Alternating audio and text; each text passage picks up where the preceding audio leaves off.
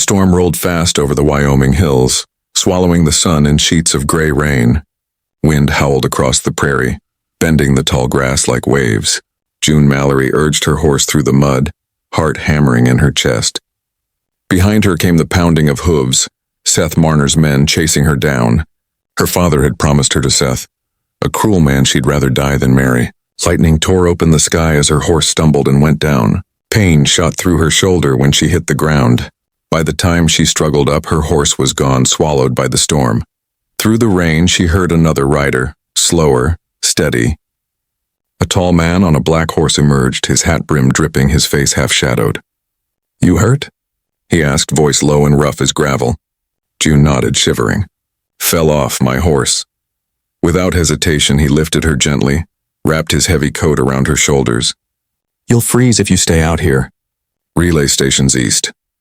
He helped her onto his horse, climbed behind her, and together they rode through the storm until the faint glow of lanterns appeared. The Eldridge stage post. Inside, the air smelled of wet hay and coffee. The stranger spoke first. "She needs a room and a fire." June met his eyes, gray-blue, cold but calm. "Thank you," she whispered. "I owe you." He looked away. "No debt. Just passing through." When the clerk handed her the key, he frowned. "You traveling alone, ma'am?" June hesitated. "My husband was supposed to meet me," she lied softly. "He must have been delayed." The man gave her a skeptical look but said no more. Hours later, June sat by the window, wrapped in a blanket, staring at the rain. She'd escaped Seth for now, but she had no papers, no husband, no safe place. Then a knock. She froze. "Mrs. Mallory?" a voice said. She hadn't given that name. She cracked the door open. The stranger stood there, sleeves rolled, lamplight glinting off his damp hair. "The marshal's come," he murmured. "Checking lodgers. You'll need proof to stay. They don't like women alone." June's breath caught. "If they find out, they'll send me back," she whispered. "Please, can you pretend to be my husband tonight?" He held her gaze, then nodded once. When the marshal knocked, the stranger opened the door smoothly. "Evening, Marshal," he said easily. "Name's Rowan Dweet. My wife was about to rest." The marshal looked between them, nodded, and left. When the door shut, June exhaled shakily. "Thank you," she murmured. "Rowan just said, 1 night, you said?" "Yes," she whispered. "Just 1 night. By morning, the rain had gone." In town, the registrar wrote their names into the ledger. "Rowan Dwight and wife June," he said without hesitation. June watched, heart pounding. They were given a tract of land east of town, a small cabin by the river, half collapsed and lonely. When they arrived, Rowan simply said, "It'll hold through winter once we patch the roof." That night he built a fire, gave her the bed, and slept near the stove himself. June watched him quietly, struck by his gentleness. "Why did you do it?" she asked. "Pretend for me like that?" Rowan stared into the flames. "You looked like someone who'd run too far to be sent back." Days turned into weeks. They worked side by side, fixing fences, mending walls, surviving. One morning, June tended a gash on his shoulder from the barbed wire. As she pressed the cloth to his skin, he said quietly, "You saved me before." She frowned. "What do you mean?" He met her eyes. 5 years ago, south of Abilene. Flash flood. You pulled me from the water. You sewed my leg. I never forgot your face." June froze. "That was you?" He nodded.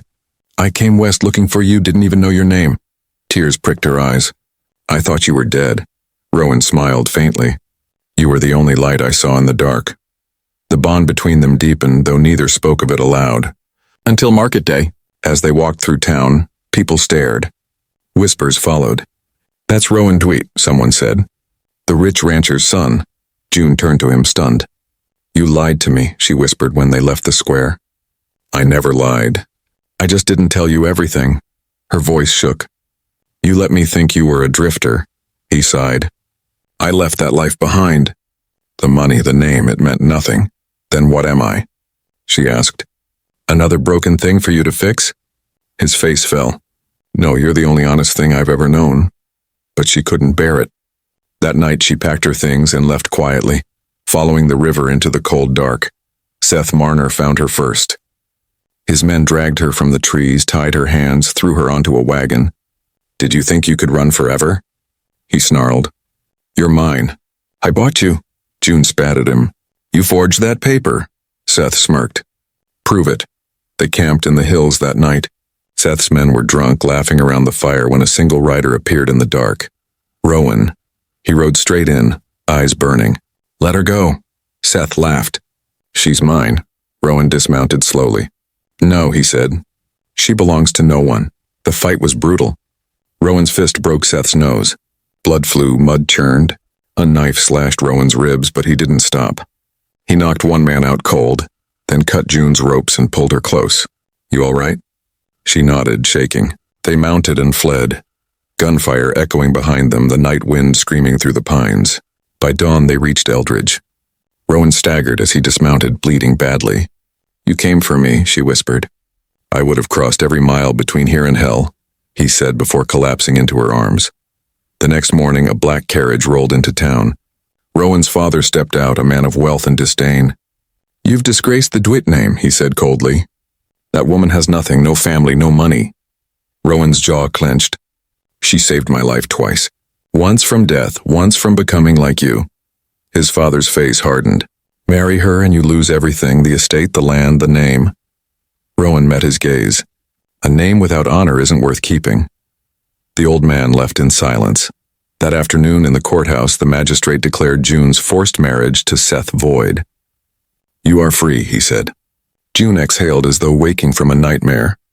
Rowan stepped forward then, took her hand. Nothing we've done followed tradition, he said. We met in a storm, pretended out of fear, but I meant every moment since. He pulled a silver ring from his pocket. It was my mother's, it's not much, but it's real. Like this. June's voice trembled. Is this what you want? Only if you do, she nodded. Yes. Under the vast sky west of Eldridge, the townsfolk gathered to witness something simple and pure. Rowan stood waiting in a linen shirt, eyes searching the horizon until June appeared, wearing his old coat, her hair braided. She carried a ring of woven horsehair. When she reached him, he took her hand. The night we met, he said, you asked me to pretend to be your husband. I never stopped pretending because I never wanted to stop being yours. She smiled softly. No gold, no paper ever meant as much as the man who came for me with nothing but his bare hands. She slipped the horsehair ring on his finger. I'll walk beside you, she said. Not behind, not ahead, beside. There was no preacher, no kiss demanded by custom, just truth. The crowd clapped not out of duty, but because they'd seen something worth believing in. Love that rose from ruin, born in storms and stitched in silence. As the wind carried the sound across the golden prairie, June and Rowan stepped down from the platform as husband and wife, not in name alone, but in every way that mattered. The seasons passed. The cabin by the river grew warm with life. Rowan rebuilt the porch. June planted wildflowers. They worked side by side day after day, never rich but never empty. Rowan burned the letters from his father without reading them. June watched the firelight flicker on his face and said nothing. They didn't need much, only each other. One rainy afternoon, June found a faded cloth tucked in an old chest, the same she'd used years ago to bind Rowan's wound during the flood. On one corner were her faint-stitched initials. She turned to him, tears in her eyes. You kept it, she said. He nodded. You saved me twice, he murmured. She placed her hand over his heart. You're the only place I ever came back to. That evening, as the sun bled gold over the plains, they sat together on the porch, her head resting on his shoulder. That night, she said softly, I asked you to pretend.